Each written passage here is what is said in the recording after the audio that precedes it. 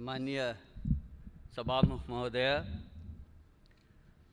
हाम्रो जीवनकालकै र सम्भवतः मानव जातिको उत्पत्ति पछि पृथ्वीको यति ठुलो भूभागमा एकैसाथ प्रभाव पार्ने कोरोना महाव्याधिको प्रकोपबाट ज्यान गुमाउनुभएका विश्वभरिका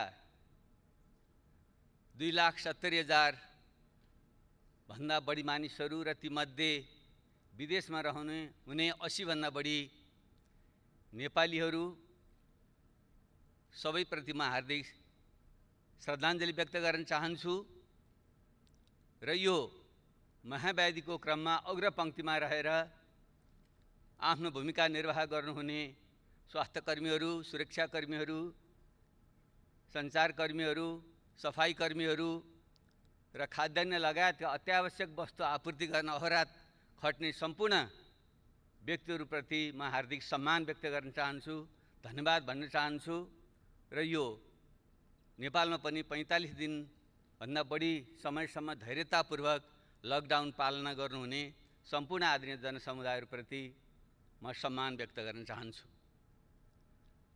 सम्मानीय सभामुख महोदय, यति बेला हामी अत्यन्त संवेदनशील क्षणमा छौँ। मानव जातिको अथवा कुनै पनि प्राणीको निम्ति आफ्नो प्राणभन्दा प्यारो चिज केही पनि हुँदैन। त्यसैले यो महाव्याधिबाट हामीले आफ्नो जीवनको रक्षा कसरी गर्ने भन्ने प्रश्न नै यति बेला सबभन्दा महत्त्वपूर्ण प्रश्न हो। संयोगले भनौँ अथवा वातावरणीय अथवा परिस्थितिजन्य कारणले भन्यौँ, अहिलेसम्म हामीले नेपालमा त्यति धेरै ज्यान गुमाउनु परिरहेको अवस्था छैन। फेरि पनि यो कोरोनाबारे अझै वैज्ञानिक निष्कर्ष ननिस्किसकेको अवस्थामा यो कहिलेसम्म रहन्छ, यसले कति क्षति गर्छ भन्ने कुनै ठोस निष्कर्ष छैन। कतिपय विज्ञहरूका भनाइअनुसार यो केही तल झरे जस्तो हुन्छ र फेरि यो माथि आउँछ र फेरि झर्छ। यो क्रमले चाहिँ झन्डै 1.5-2 वर्ष पनि जान सक्छ भनिँदैछ। र नेपालकै सन्दर्भमा भनियो भने अहिले हामीसँग थोरै मात्रै सङ्क्रमितको सङ्ख्या देखिए पनि परीक्षणको सङ्ख्या हाम्रो अत्यन्त नगण्य छ। जबकि विश्वका थुप्रै देशहरूमा प्रति 10 लाख 30, 40, 50 हजारसम्मको परीक्षण गरिएको छ भने हिजोको तथ्याङ्कसम्म नेपालमा चाहिँ हामीले प्रति 10 लाख जम्मा 534 जनाको PCR विधिबाट परीक्षण गरेका छौँ, किनकि त्यो नै बढी भरपर्दो मानिएको छ। सुदूरपश्चिम प्रदेश जहाँ 1 लाखभन्दा बढी विदेशमा श्रम गरे नेपालीहरू आएको तथ्याङ्क छ, त्यहाँ आज मात्रै समाचार आएको छ त्यो परीक्षण किटको अभावमा त्यही पनि त्यो रोकिएको छ। त्यसैले हामी ढुक्क भएर बस्न सक्ने अवस्था छैन। कतिपय विज्ञहरूले भनेका छन् हामीले ठिक ढङ्गले परीक्षण गर्न नसकेको कारणले गर्दा यो सङ्क्रमितहरूको सङ्ख्या लुकेको पनि हुनसक्छ। त्यसो भएको हुनाले हामीले प्रोक्सी टेस्टको तरिकाले पनि हामीले अनुमान गर्नुपर्छ। अर्थात् प्रति महिना सम्बन्धित क्षेत्रमा मृत्युदर के थियो अथवा नेपालमा के थियो भन्नेको आधारमा पनि यो बिचमा बढ्यो कि घट्यो भन्ने तरिकाले पनि त्यसलाई पत्ता लगाउन अथवा अनुमान गर्न सकिँदो रहेछ। उदाहरणको निम्ति हालसालै इरान र टर्कीमा थोरै सङ्ख्या देखियो, उनीहरू ढुक्क भएर बसे, तर पछि वारवार ती थाहै नपाइकन धेरै मान्छेहरूको त्यहाँ मृत्यु भयो। पछि बुझ्दा तिनीहरू कोरोनाबाट तिनीहरूको मृत्यु भएको रहेछ। त्यसैले अरू तरिकाबाट पनि हामीले गर्नुपर्दछ र सरकार ढुक्क भएर बस्नु चाहिँ हुँदैन। तपाईँ हामी कोही पनि ढुक्क भएर बस्नु हुँदैन। र दुःखको कुरा यो गत मङ्सिरदेखि यो आउँदैछ भन्ने हामीले थाहा हुँदै पनि हाम्रो तयारी कति कमजोर रहेछ त्यो हामी सबैले देख्यौँ। अहिले यति बेला आरोप प्रत्यारोप गर्नु शोभनीय हुँदैन, त्यो चाहना पनि छैन। तर यथार्थ तथ्यबारे चाहिँ हामी फेरि अवगत हुनैपर्छ। हामीले आफैले ढाँटेर बस्यौँ भने फेरि ठुलो क्षति हुने खतरा पनि रहन्छ। हामीले जुन सामान्य स्वास्थ्यका उपकरणहरू, सुरक्षा उपकरणहरू, अस्पताल लगायतको व्यवस्थापन जुन ढङ्गले हामीले गर्नुपर्थ्यो त्यो पुगेको रहेनछ भन्ने त हामीले देख्यौँ। त्यसैले त्यतापट्टि हामी गम्भीर बन्नै पर्छ। अब सरकारको तर्फबाट बोल्नु पर्दा त हामी सबै ठिक गर्यौँ, सब ठिकठाक छ भन्नै पर्छ औपचारिकताको निम्ति। तर हामीले आफ्नो ब्रह्मलाई सोध्यौँ भने ठिकठाक छैन। एउटा लकडाउन हामीले गर्नै पर्थ्यो सोसियल डिस्टेन्स मेन्टेन गर्नुको निम्ति, विश्वव्यापी मान्यता थियो, हामीले पनि गऱ्यौँ। तर हामी कसरी गरिरहेका छौँ? किनकि हामीसँग खुला सिमाना छ, 60 लाखभन्दा बढी नेपालीहरू विदेशमा छन्। त्यसो भएको हुनाले अरूले जे गर्छन् हामीले पनि त्यही गर्नुपर्ने हाम्रो बाध्यता छ। एउटा लकडाउन हामीले गरेका छौँ। अर्को हाम्रो सरकारले गरेको छ, हाम्रा विदेशका नागरिकहरूलाई भित्र नआऊ भने तिनलाई रोकेको छ, त्यो काम गरेको छ। त्योदेखि बाहेक अरू त्यति सन्तोषजनक ढङ्गले चित्त बुझाउने ठाउँ छैन। यसबारे चाहिँ सरकारको ध्यान पुग्नेछ भन्ने म विश्वास दिलाउन चाहन्छु। अब केही धेरै विस्तारमा नगइकन म अलिकति यही विषयमा कहाँ मात्रै ध्यान आकर्षण गर्न चाहन्छु भने एउटा हामी गम्भीर बन्नै पर्ने विषय, हाम्रा जुन विदेशमा श्रम गर्न बाध्यतावश श्रम गर्न गएका नागरिकहरूको ठुलो सङ्ख्या छ, उनीहरूको अत्यन्त विचल्लीको अवस्था छ। म सोसियल मिडियामा पनि सक्रिय हुन्छु। त्यसै गर्दा मलाई रातिसम्म कहिले माल्टाबाट फोन आउँछ, कहिले मध्य अमेरिकाबाट फोन आउँछ, कहिले मलेसियाबाट फोन आउँछ, कहिले भारतको गुजरात र गोवाहरूबाट फोन आउँछ। हामी अल्पत्र पऱ्यौँ। त्यहाँको सरकारले भन्छ तिमीहरू जाऊ, जस्तै गोवाको सरकारले अस्ति मात्रै सूचना जारी गरेर तिमीहरू हिँड यहाँबाट, हामी रेल ल्याउँछौँ, त्यहाँ बसेर तिमीहरू सिमानासँग पुर्याइदिन्छौँ भनेको छ। तर हाम्रो सरकारले त्यसबारे चाहिँ ठोस निर्णय गर्न सकेको छैन। मैले त्यसलाई सेयर पनि गरेको थिएँ, सरकारले पक्कै पनि थाहा छ यो विषयमा। तर उनीहरू अहिले पनि अल्पत्र परेर बसेका छन्। आज मात्रै एउटा भिडियो भाइरल भएको छ, तपाईँहरू सबैले हेर्नुभएको होला। एकजना डाक्टरले सेयर गर्नुभएको भिडियोलाई मैले ट्विटरमा पनि सेयर गरेको थिएँ। त्यो सुनौँ, सबैले सुनौँ, हेरौँ एकचोटि। त्यसबाट पनि हाम्रो आत्मा पग्लिएन, आँखाबाट आँसु आएनन् भने हामीले आफैलाई सोध्नुपर्छ, हामी मानव हौँ कि होइनौँ? एउटा नेपालीले हात जोडेर भनिराखेको छ कहाँ जाउँ, म जाने ठाउँ छैन, बस्न जाऊ भनिराखेको छ। उसलाई त्यहाँ हप्काइएको छ, हामीले बोलेर आएको हो, तिमी आफै आऊ, तिमीले हामीले कसरी पाल्न सक्छौ, जान्छौ जाऊ भनिराखेको छ। ऊ बिचरा हात जोड्यो भने चाहिँ म कहाँ जाने ठाउँै छैन। यस्तो नेपालीहरूको यस्तो अवस्थामा हामीले सब ठिकठाक छ भनेर बस्न मिल्छ? यो यथार्थ हो। यो त्यसैले ती 60 लाखभन्दा बढी विदेशमा रहने नेपालीहरू मध्ये अनुमान गरिँदैछ 1/4 त पक्कै पनि उनीहरू विस्थापित हुन्छन्। किन मध्य पूर्वमा ठुलो त्यहाँ पनि महामारीको समस्या छ, त्यसबाहेकै आर्थिक मन्दी छ, तेलको भाउ गिरेको छ। त्यो कारणले गर्दा रोजगारी गुमेर 15-20 लाख नेपाली यो वर्षभित्र नेपाल फर्कनेवाला छन् र प्रत्येक वर्ष थपिने 5 लाख नेपाली युवाहरूको बेरोजगारी त्यहाँ थपिँदा तिनको व्यवस्था हामीले ठिक गर्न सकेनौँ भने के हुन्छ? त्यतापट्टि अहिले नै ध्यान दियोस् भन्ने म आग्रह गर्न चाहन्छु। तिमीहरू नआऊ भनेर सुख पाइँदैन। हाम्रो संविधानले भनेको छ कोही पनि नेपालीलाई देश निकाला गरिने छैन। यो त देश निकाला गरे जस्तो, नआऊ भन्नु त्यही हो नि। हाम्रो संविधानको धारा 45 त्यही भन्छ।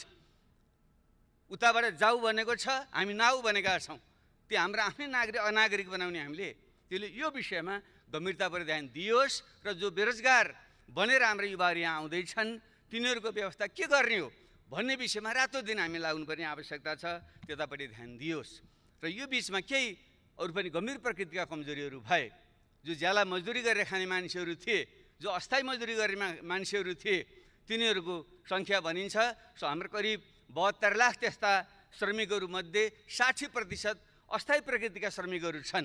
अर्थात् 40-50 लाख त्यस्ता अस्थायी प्रकृतिका श्रमिकहरू जो गाउँबाट विस्थापित भएर सहर पसे र हामीले कुनै व्यवस्था नगर्दाखेरि उनीहरू रुँदै रुँदै, गर्भवती महिलाहरू कुन बेहाल अवस्थामा रुँदै उनीहरू गाउँ फर्के तपाईँ हामी सबैले देखेका छौँ। अनि के त्यतापट्टि हाम्रो कर्तव्य बन्दैन? सरकारको कर्तव्य बन्दैन? हामीले त्यसबारे के गर्यौँ? तिनीहरूलाई सम्बन्धित ठाउँमै व्यवस्था गर्न सक्नु पर्थ्यो। नसके तिनीहरूलाई स्थानीय तहसँग सम्बन्ध गरेर हामीले व्यवस्थापन गरेर पठाइदिनु पर्थ्यो। हामीले त्यो देख्यो, टुलु हामीले हेरेर बस्यौँ। यहाँ विपन्न नागरिकहरू, अपाङ्गता भएका मानिसहरू, वृद्धहरू, अशक्तहरू, उनीहरूको निम्ति जुन हामीले सुरक्षा भत्ताको सामाजिक सुरक्षाको व्यवस्था गर्नु पर्थ्यो, गर्न सकेका थिएनौँ। तर यही बेलामा यति बेला हामीले गर्न सक्नु पर्थ्यो। कमसेकम हामी स्थानीय तह छ र अहिले स्कुल कलेजहरू बन्द छन्, शिक्षकहरू छुट्टीमा बसेका छन्। कम्ती त्यसलाई मात्रै परिचालन गरेर सबै राजनीतिक दलहरू सर्वदलीय एउटा संयन्त्र बनाएर प्रत्येक टोलमा खटाउने हो भने अहिलेको सञ्चारको युगमा पैदलै हिँडेर जानु पनि पर्दैन, ठाउँमा पुग्नु पनि पर्दैन। हामीले तिनको यथार्थ तथ्याङ्क अभिलेखन गर्न सक्थ्यौँ र तिनीहरूलाई बैङ्क खाता खोलेर बैङ्क मार्फत चाहिँ ती प्रत्येक त्यस्ता विपन्न र अशक्त मानिसहरूको निम्ति घर घरमा चाहिँ हामीले चाहिँ मुद्रा ट्रान्सफर गर्न सक्थ्यौँ, पैसा पठाउन हामीले सक्थ्यौँ। त्यतापट्टि पनि हाम्रो ध्यान गएको छैन र यो समस्या सहजै हल हुनेवाला छैन।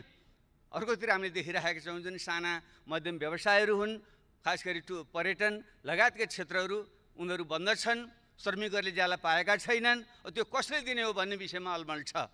उनीहरू हामी दिन सक्दैनौँ भनेका छन् र सरकारले खासै तिमीहरू आफै देऊ भनेको छ। अनि यसको चाहिँ हामीले छिटो व्यवस्था गऱ्यौँ भने के हुन्छ?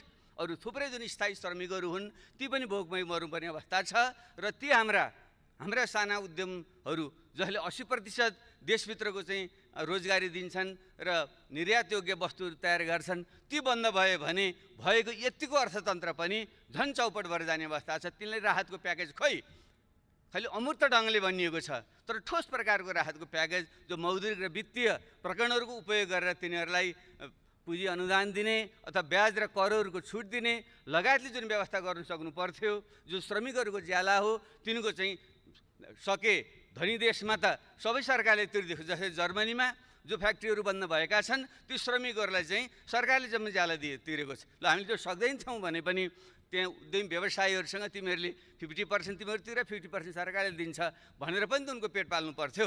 तपाईँ हामीलाई लाज लाग्नु पर्दैन? हामीले पनि त लकडाउनको बेलामा हामीले सदन हाम्रो बन्द गरेर हामी बस्यौँ, तपाईँ हामीले चाहिँ पुरै तलब भत्ता हामी खाने तर श्रमिकले चाहिँ नपाउने। अनि तपाईँ हामीले आफूलाई चाहिँ कम्युनिस्ट समाजवादी लोकतन्त्रवादी भन्न मिल्छ? त्यसले यस्ता संवेदनशील विषय बाँकी छन्। ध्यान पुगोस्, कृषि प्रधान देश यस्तो सङ्कटको बेलामा सबभन्दा ठुलो विषय भनेको खाद्य सुरक्षा हो। अहिले यसले हामीले सिकाउने सबभन्दा ठुलो पाठ हामी आफ्ना कृषिजन्य वस्तुहरू, दुग्ध पदार्थहरू, फलफुलहरू हामीले उठाउन नसकेर, ल्याउन नसकेर, वितरण गर्न नसकेर त्यो कुहिएर बसेको छ र यता चाहिँ सहर बजारमा चाहिँ भाउ बढेर किनेर खाइसक्नु छैन।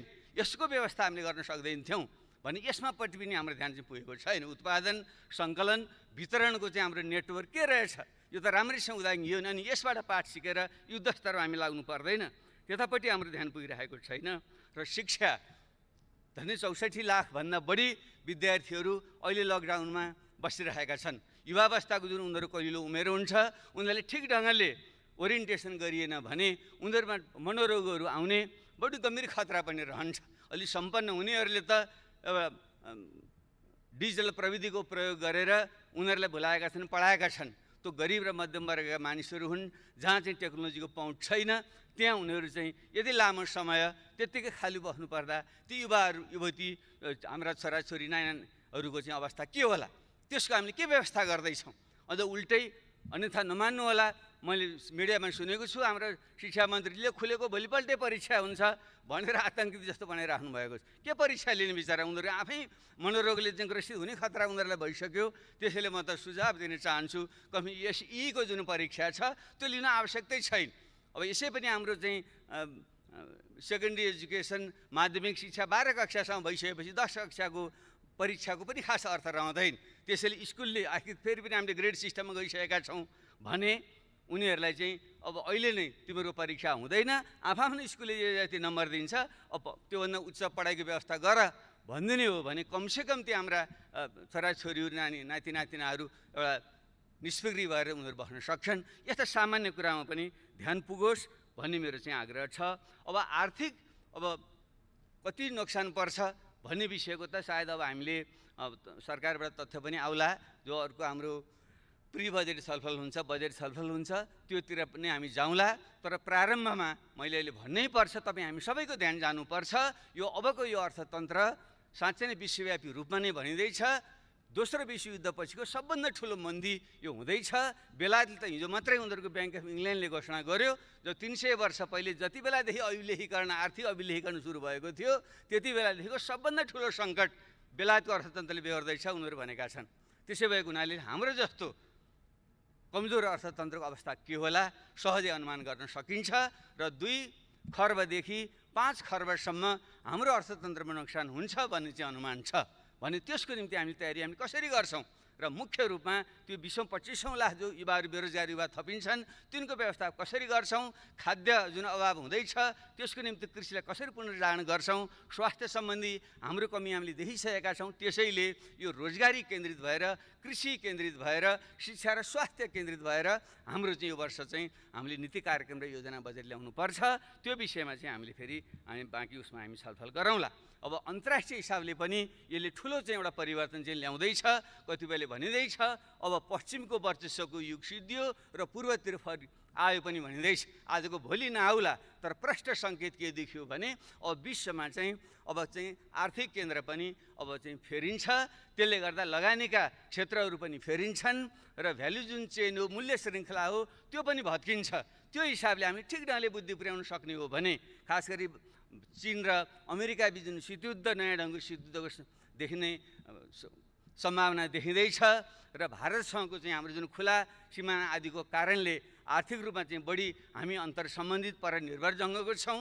त्यसैले चीन, अमेरिका, भारतसँग चाहिँ यो नयाँ प्रकारको चाहिँ एउटा सम्बन्ध विकास गरेर भूराजनीतिको सन्तुलन गर्दै त्यो सङ्कट पछिको पुनर्निर्माणमा चाहिँ हामीले चाहिँ त्यहाँबाट विस्थापित भएका लगानीका जुन सम्भावना हुन्छन् हाम्रो देशमा आकर्षित गर्ने र हामीले नयाँ बनेका जुन मूल्य श्रृङ्खलाहरू हुन्छन् त्यसमा चाहिँ पेगिन गरेर त्योसँग जोडेर हाम्रो अर्थतन्त्रको नयाँ ढङ्गले चाहिँ विकास गर्ने पनि सम्भावना हुनसक्छ। त्यस हिसाबले पनि हाम्रो ध्यान पुगोस्। र अब मेरो एउटा आग्रह के छ भने हामी सबै देशभक्त हौँ।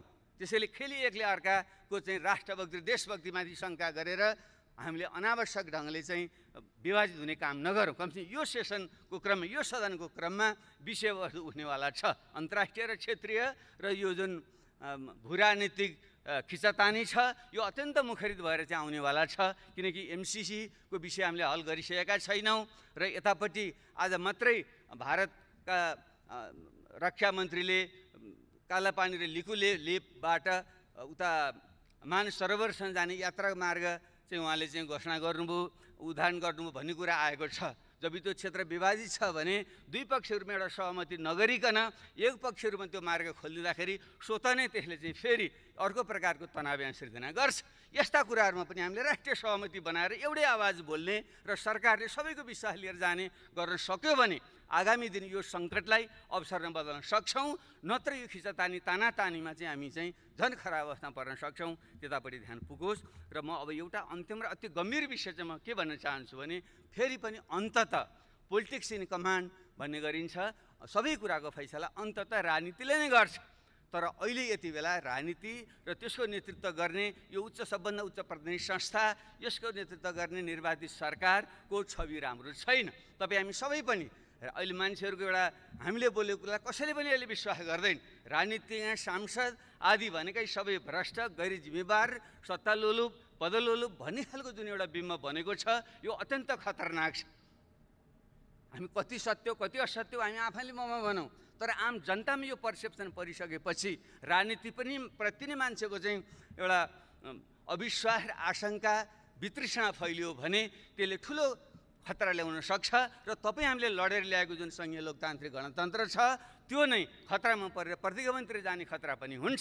त्यसो भएको हुनाले राजनीतिकलाई ठिक ट्र्याकमा कसरी ल्याउने त्यतापट्टि हामीले ध्यान दिनु जरुरी छ। तर यो बिचमा पूर्ववक्ता साथीहरूले पनि सङ्केत गरिसक्नुभयो र अत्यन्त गम्भीर प्रकृतिका घटना घटेकै हुन्। हामी यस्तो मानवीय प्रश्नमा केन्द्रित हुने बेलामा हाम्रो देशको चाहिँ प्रमुख कार्यकारी नेतृत्व, सरकारको नेतृत्व रातभर पार्टी फुटाउने षड्यन्त्र गरेर बस्छ र संवैधानिक अङ्गहरू कब्जा गरेर आफ्नै मनखुसीले संवैधानिक अङ्गहरूका नियुक्तिहरू गरेर एउटा निरङ्कुशतातिर देशलाई लान सक्छ भन्ने खालको जुन एउटा भाव पैदा भएको छ, जुन एउटा सोच विचार र प्रवाह भएको छ, यो चाहिँ हाम्रो लोकतन्त्रको निम्ति शुभ सङ्केत होइन। भलै संयोगले अब अथवा भनौँ दबाब स्वरूप पार्टीभित्रका बाहिरका अथवा चाहिँ प्रधानमन्त्री स्वयंको सोभिएको कारणले उहाँले त्यसलाई फिर्ता गर्नुभयो, आत्मालोचना कुरा आएको छ, त्यहाँहरूसम्म त्यो खुसीकै कुरा छ। तर समस्या त्यतिले हल चाहिँ हुँदैन। आखिर किन यस्तो बेलामा त्यही आफ्नो बहुमत सरकार छँदै त्यो पार्टी फुटाउने अध्यादेश किन जारी गर्नु पर्यो? र संवैधानिक अङ्गमा हामीले ब्यालेन्स गर्नकै निम्ति भनेर हामीले त्यो चाहिँ एउटा निष्पक्ष रहोस् भनेर प्रमुख प्रतिपक्ष नेता लगायतको उपस्थितिमा भयो भने मात्रै त्यो स्वतन्त्र निष्पक्ष रहन्छ भनेर सल्लाह गरेर हामीले राखेको हो नि भने त्यसलाई भत्काउने पनि किन काम भयो भने यसले एउटा ठुलो अनिष्टको सङ्केत गर्छ। यसतर्फ चाहिँ त्यत्तिकै फिर्ता लिइहाल्ने भइगयो भनेर मात्रै यसलाई छोड्न सकिने विषय होइन। जबकि यदि अध्यादेश मार्फतै ऐन कानुन सम्बोधन गर्नु थियो भने त अरू ठुला मुद्दा थिएनन्। शान्ति प्रक्रियाको त्यति ठुलो भाग टिआरसी र बेपत्ता आयोग जस्ता महत्त्वपूर्ण विषय अझै टुङ्गिया छैनन्। भर्खरै भन्नु अब पनि बल्ल त्यसबारे सहमति र विधेयक आउँछ कि भन्ने कुरा भइरहेको छ। 13 वर्ष भइसक्यो, 6 महिनाभित्र हल गर्ने भनेको कुरालाई हामीले हल गर्न सक्ने, त्यसमा सहमति गरेर अध्यादेश ल्याउन सकिँदैन थियो। म त त्यो अपेक्षा गरिरहेको थिएँ। टिआरसी र बेपत्ता आयोगलाई छिटो सम्पन्न गर्ने पुरा गर्ने ढङ्गले आइदिएको भए हामी सबैले चाहिँ त्यसलाई स्वागत गर्थ्यौँ।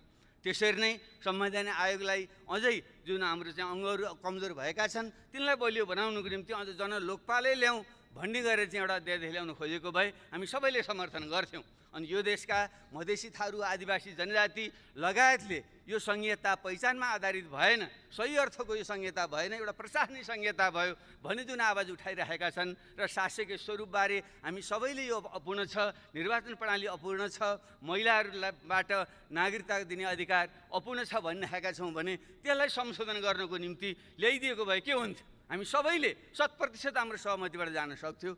त्यसैले यसरी जुन एउटा उल्टो दिशातिर जुन राजनीति प्रभाव हुन खोजेको छ यो अत्यन्त गम्भीर छ र यसलाई विशेष ढङ्गले ध्यान दियोस् भन्ने म आग्रह गर्न चाहन्छु।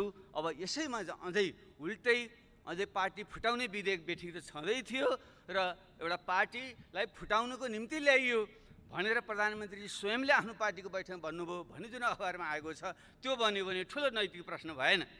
ठुलो नैतिक प्रश्न भयो नि। एउटा देशको प्रधानमन्त्री सबैको अभिभावक हो, यो लोकतन्त्रको रक्षक हो नि, प्रमुख रक्षक। यदि उसैले अर्को पार्टी फुटाउनलाई मैले यो अध्यादेश ल्याएँ भन्नुभएको हो भने त गम्भीर प्रश्न हो नि। त्यहाँदेखि यो नैतिकताको विषय भन्दैन। र पछि जो सांसदको कुरा आयो, ल ठिक छ, कति स्वेच्छाले आउनुभयो होला, कतिजनाले बेलै पाटो, तर एउटा कमन सेन्सले पनि भन्छ नि लकडाउनको बेलामा यहाँदेखि महोत्तरी अथवा त्यहाँ सर्लाही लगायत थुप्रै जिल्लाहरूमा चाहिँ धनुषा लगायतका जिल्लाहरूमा चाहिँ पुगेर सांसदहरूलाई चाहिँ यहाँ ल्याउनु किन पर्यो? रातारात भर्खरै निवृत्त भएका प्रहरीका प्रमुख, सरकारको अत्यन्त निकट मान्नुभएका व्यक्तित्वहरू उहाँ किन जानुभयो होला? न उहाँको कुनै नातागोता छ, न कुनै बिहाबारी छ, न मर्नु पर्नु छ, त्यहाँ किन जानुभयो होला उहाँ? ल राति किन ल्याउनु भयो होला? यो कमन सेन्स कुरा होइन। अब यसैले पनि ढाकछोपरे होइन भन्न मिल्छ। ल हामीले त्यसैले हामीले भन्यौँ यो बदलाको भावनाले भने होइन, तर कानुनी प्रक्रियाबाट यसलाई हल होस्, लोकतन्त्रको रक्षा होस्, विधिको शासन होस् भनेर हामी, म आफै स्वयं पूर्व प्रधानमन्त्री धेरै साथीले पनि तपाईँ किन यस्तो हल्का भएको, किन गएको त्यो प्रहरीमा मुद्दा लिनु भनिरहनु भएको साथीहरूले, किन म सुरक्षाको निम्तिमा गइरहेको थिएँ, साथीहरू डराइरहनु भएको थियो। र त्यसरी म त जेसुकै भए पनि अहिले मूर्ख पनि ठान्नुहोस्, हिन्दू अहिले जनयुद्ध गरेर आएको हुनाले त्यो अलिकति पनि परेर होला, मरिन्छ जाउँ भनेर म गएकै। तर त्यहाँ त्यो त कुनै पनि ढङ्गले एउटा जाहेरी पनि नलिने भन्ने हुन्छ। पूर्व प्रधानमन्त्री, पूर्व प्रधानमन्त्री र 1 दर्जन मन्त्री र सांसदहरू भएर जाँदाखेरि पनि प्रहरीले जाहेरी लिँदैन। किन लिनुहुन्न भन्दा लिन्न मात्रै भन्नुहुन्छ बिचरा, उहाँ आतङ्कित हुनुहुन्छ। किन लिनुहुन्न भने म लिन्न, किन लिनु 3 चोटिसम्म म लिन्न भन्नुहुन्छ उहाँले। अनि के गर्नु पर्यो त भने त्यो त ऐनमै लेखाएको छ नि, त्यहाँ यसपछि हामीले नलिएपछि कहाँ जानुपर्ने त्यहीँ जानुहोस् अरे भने यसरी चाहिँ आतङ्कित बनाएर संस्थाहरू सबै भत्काएर अनि देश बन्छ, लोकतन्त्र बलियो बन्छ। अब योभन्दा अझ गम्भीर कुरा के भयो भने अनि त्यसपछि के गर्ने? उल्टा हामीमाथि नै जो पीडित छ तिनीमाथि नै मुद्दा लगाइदिने र अनि विभिन्न ढङ्गले परोक्ष प्रत्यक्ष ढङ्गले पहल गर्ने। अब फच्चे गरौँ, तपाईँले फिर्ता लिनुहोस्, म पनि तपाईँ विरुद्ध फिर्ता लिन्छु। यही हो लोकतन्त्र। यो त गाउँमा उहिले हामी सुन्थ्यौँ नि, गाउँमा त्यस्तै खालको फटा खालका मानिसहरूले जो पीडित छ अनि त्यसैलाई मुद्दा लगाइदिने, अनि त्यसपछि चाहिँ वाक्क दिक्क भएर अनि चाहिँ लो तेरो मुद्दा फिर्ता लिएँ भन्ने, अनि आफ्नो उत्पीडन कायम राख्ने। भने यही हो हाम्रो लोकतन्त्र, यही हो हाम्रो समाजवाद। त्यसैले सम्माननीय सभामुख महोदय, विषय अत्यन्त गम्भीर छ। म यसमा फेरि बढी म यो तिक्तता नहोस् भन्ने पनि म चाहन्छु, किनकि हामी सबै यो व्यवस्था फेल हुँदा हामी सबै फेल हुन्छौँ, लोकतन्त्र खतम हुँदा हामी सबै खतम हुन्छौँ र हाम्रो जीवनभरिको जुन यत्रो त्याग र बलिदान छ त्यो खेर जान्छ। त्यसैले हामीले आरोप प्रत्यारोप भन्दा पनि आत्मसमीक्षा गरौँ। म सम्माननीय प्रधानमन्त्रीज्यूलाई आग्रह गर्न चाहन्छु, उहाँले यदि साँच्चै नै आत्मनिरीक्षण र आत्मालोचनाको प्रक्रिया सुरु गर्नुभएको हो भने उहाँले यो गम्भीर जुन गल्ती कमजोरी र एक हदसम्म उहाँको समलता अथवा उहाँको निकटताको संलग्नतामा गम्भीर लोकतन्त्र विरोधी गतिविधि चाहिँ हरकत भएको छ, कानुन विरोधी गतिविधि भएको छ। त्यसको चाहिँ एउटा तार्किक निष्कर्षमा पुर्याउनै पर्छ र त्यसलाई कुनै पनि प्रकारले संरक्षण चाहिँ दिनु चाहिँ हुँदैन र कानुनी तरिकाले त हारजित गर्न पनि सकिन्छ। आश र त्रास देखाएर संस्थाहरूलाई प्रभावमा पारेर यताको कुरा उता पनि पार्न सकिन्छ, तर राजनीतिमा नैतिकता भन्ने कुरो धेरै ठुलो कुरो हुन्छ। त्यसले सामान्य प्रधानमन्त्रीज्यूको जुन खालको उचाइ उहाँले प्राप्त गर्नुभएको छ, उहाँसँग मेरो चाहिँ विनम्र आग्रह छ, हामीले सत्तामा कति समय बस्यौँ भन्ने आधारमा मान्छेले मूल्याङ्कन गर्दैन। यो देशमा धेरै 38 जना प्रधानमन्त्री भइसके कसो सम्झना गर्छ मान्छेले? बिपी कोइराला 1 जनाको मान्छेले सम्झना गर्छ, अरू धेरैको त नाम पनि आउँदैन। म पनि प्रधानमन्त्री भइटोपोलेको मान्छे, मलाई थाहा छैन कति बेलासम्म मान्छेले सम्झन्छन्। त्यसले कुर्सीमा बस्दैमा पद ठुलो होइन, मान्छेले के सत्कर्म गर्यो त्यसको आधार। महात्मा गान्धी कहिले कुर्सीमा बसेनन्, उनलाई सम्झन्छन् मान्छेहरूले। जयप्रकाश नारायण कहिले बसेनन्, उनलाई सम्झन्छन् मान्छेले। हाम्रै देशमा अब इतिहासमा गौतम बुद्ध युवराज थिए, गद्दीमा बसेर रजाइ गर्न सक्थे, छोडेर गए, गद्दी छोडेर गए, उनी महान भए। तर उनका बाउको नाम सोध्यौँ भने उनका बाउ राजा थिए, उनको नाम कसैले पनि सम्झँदैन। त्यसैले कुर्सीमा बसेर सत्ताको प्रयोग गरेर महान भइँदैन। त्यसैले नैतिक आचरण ठुलो हुन्छ। यस निम्ति मेरो सम्मानीय प्रधानमन्त्रीसँग आग्रह छ, तपाईँ जुन उचाइमा पुग्नु भएको छ त्यहीँ रहनुहोस् र तपाईँले अनावश्यक ढङ्गले यस्ता प्रकारको गतिमा संलग्न हुँदा तपाईँले आफैमाथि पनि अन्याय भएको छ। तपाईँ रोगले जीर्ण भएको शरीरलाई तपाईँले चाहिँ आराम दिनुपर्छ र यो लोकतन्त्रलाई बचाएर तपाईँ आफ्नै एउटा छविलाई पनि बचाएर अगाडि बढ्नको निम्ति तपाईँले राजीनामा दिनु नै उपयुक्त हुन्छ।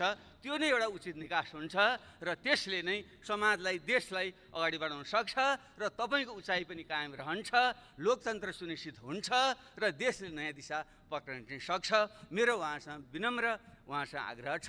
प्रश्न उठ्छ उहाँपछि विकल्प के हुन्छ भन्ने छ। यो मेरो निजी विचार हो, मेरो एउटा निजी विचार हो। हामी पूर्व प्रधानमन्त्रीहरू सबैले हामीले कुनै पनि प्रकारको इच्छा आकाङ्क्षा नराखौँ, हामी दावेदार नबनौँ, हामीले चाहिँ दिशा निर्देश गरौँ, सहयोगको भावना गरौँ, राजनीतिबाट अलग यिनी सन्यास लिने भने होइन। राजनीति महत्त्वपूर्ण विषय हो। देशको सम्पूर्ण समाजको त्यसलाई नेतृत्व गर्ने भनेको राजनीतिले हो। त्यसले राजनीतिबाट सन्यास लिएर सुख पाइँदैन। यसमा त असल मान्छेहरू, सक्षम मान्छे ल्याउनुपर्छ। तर हामी 60-65 उमेर नाइसकेका मान्छेहरूले लोभ नगरेर अब प्रत्यक्ष कार्यकारी भूमिकामा हामी नरहने अथवा प्रधानमन्त्रीको दावेदार हामी नबन्ने र हामीले अरूलाई सघाउने, नयाँ पुस्तालाई अगाडि ल्याउने, पुस्तान्तरण गर्ने दिशातिर हामी गयौँ भने देशले निकास पाउँछ, राजनीतिक निकास पाउँछ, लोकतन्त्र सुनिश्चित हुन्छ। मलाई यही बाटो नै उपयुक्त लाग्छ र यस सन्दर्भमा पूर्ववक्ता साहिलले थोरै सङ्केत गर्नुभयो। अब हामीले हिमाल, पहाड, तराई, मधेसलाई जोडेर देशको राष्ट्रिय एकता सुदृढ गर्दै देशलाई सुशासन समृद्धिको दिशामा लिएर जाने हो भने एउटा बहुदलीय लोकतन्त्रभित्र प्रतिस्पर्धाको सँगसँगै न्यूनतम कुराहरूमा चाहिँ राष्ट्रिय सहमति गर्ने ढङ्गले एउटा बिपी कोइरालाले पनि हुन त कुन परिवेशमा भन्नुभयो, राजासँगै मेलमिलाप त उपयुक्त मलाई लाग्दैन, तैपनि हामी एउटा राष्ट्रिय विषयमा एक हौँ भन्ने जुन उहाँले कुरा राख्नुभएको थियो। त्यसैले बिपी कोइराला, पुष्पलाल, रामराजा प्रसाद सिंह उहाँहरूको जुन हामीले सम्मान गर्छौँ, उहाँ कुनै ठुला पदमा धेरै समय बसेर होइन। बिपी पनि त 18 महिना बस्नुभयो, पुष्पलाल कहिले पनि सत्तामा बस्नु भएन, रामराजा प्रसाद सिंह पनि त्यो एकचोटि राष्ट्रिय पञ्चायतमा स्नातकबाट निर्वाचित हुनु बाहेक उहाँ पनि कहिले पनि सत्तामा चाहिँ कहिले पनि रहनु भएन। तैपनि हामीले सम्मान गर्छौँ। त्यसो भएको हुनाले उहाँको स्पिरिटलाई हामीले कदर गर्दै काङ्ग्रेस, कम्युनिस्ट, समाजवादी र पहिचानवादी सब शक्तिहरूको बिचमा एउटा राष्ट्रिय मिलमिलाप कायम गर्नको निम्ति नयाँ ढङ्गले अगाडि बढौँ र त्यसै क्रममा नै अहिले हामीले जनता समाजवादी पार्टी निर्माण हामीले गरेका छौँ। एउटा राम्रो लोकतान्त्रिक स्पेस तयार होस् भन्ने चाहिँ हाम्रो चाहिँ आग्रह छ। हाम्रो कुनै पनि अवस्थामा तपाईँहरूसँग यो सरकार गिरोस् र फेरि हामीले चाहिँ च्याखे थापेर सरकारमा जाउँ भन्ने हाम्रो कुनै पनि हाम्रो मनसा छैन, हुन सक्दैन। र तपाईँहरूले नेतृत्व परिवर्तन गरेर ठिक ढङ्गले चाहिँ आफ्नै पार्टीका असल मान्छेलाई अगाडि बढाउनुहोस्। 5 वर्षलाई चाहिँ तपाईँहरूले चाहिँ जनताले जनादेश दिएका छन्। हाम्रो त्यहाँ कुनै पनि खालको दाबी हाम्रो चाहिँ हुँदैन, तर एउटा राष्ट्रिय मेलमिलाप, महत्त्वपूर्ण राष्ट्रिय मुद्दामा चाहिँ मेलमिलाप कायम गरेर अगाडि जाउँ। त्यसको निम्ति हामीले जुन रेशम चौधरी एउटा थारूहट आन्दोलनका एउटा बिम्ब प्रतीक हुनुहुन्छ, उहाँलाई जेलमा राख्नु उपयुक्त छैन। हिजो झापा आन्दोलनको क्रममा हाम्रै प्रधानमन्त्रीजी 14 वर्ष बस्नुभयो, माओवादी जनयुद्धको क्रममा थुप्रै मान्छेहरू बस्नुभयो र काङ्ग्रेसका साथीहरू थुप्रै बखत जेलमा पनि बस्नुभयो। तर राजनीतिक मुद्दा भएको कारणले अन्ततः हामीले ती मुद्दाहरू हामीले खारेज गरेका थियौँ, फिर्ता लिएका थियौँ। त्यसले रेशम चौधरीको मुद्दा पनि त्यो थरुट आन्दोलनको, थारू विद्रोहको क्रममा भएको घटना हो, दुःखदै घटना हो, धेरै मान्छे ज्यान राम्रो होइन। त्यसलाई हामीले फिर्ता लियौँ भने ठुलो एउटा थारू समुदाय जोडिन पुग्छ। त्यसरी नेत्रविक्रम चन्दको समूह जो माओवादी आन्दोलनकै एउटा चाहिँ रेडिकल विङ त्यो थियो र अगाडि जुन बढेको छ, भलै त्यो बाटो ठिक छैन, त्यो सफल पनि हुँदैन, तर उनीहरू पनि यो कोरोनाको यस्तो अस्तव्यस्त भएको बेलामा उनीहरूलाई पनि आउने एउटा निकास चाहिँ दिँदा राम्रै हुन्छ। त्यसैले उनलाई पनि एउटा जनरल एमनेस्टी क्षमादान दिएर उनीहरूलाई पनि खुला गरिँदा हुन्छ। भर्खर अस्ति मात्रै सुने अनिल बिरई, हामी सबैले चिन्छौँ, राम्रो चाहिँ साहित्य र कलाकार खट्ने मान्छे हुन्, उनी घाइते थियो, उपचार गराउँदै थिए चितवनमा, उनलाई चाहिँ गिरफ्तार गरेर राखियो भने मैले सुने। यस्तो प्रकारको गतिविधि गरेर राम्रो चाहिँ हुँदैन। खास गरी हाम्रो पूर्व माओवादी साथीहरू नै अहिले चाहिँ सत्तामा हुनुहुन्छ, गृहमन्त्री हुनुहुन्छ, उहाँले व्यक्तिगत रूपमा पनि चिन्नुहुन्छ।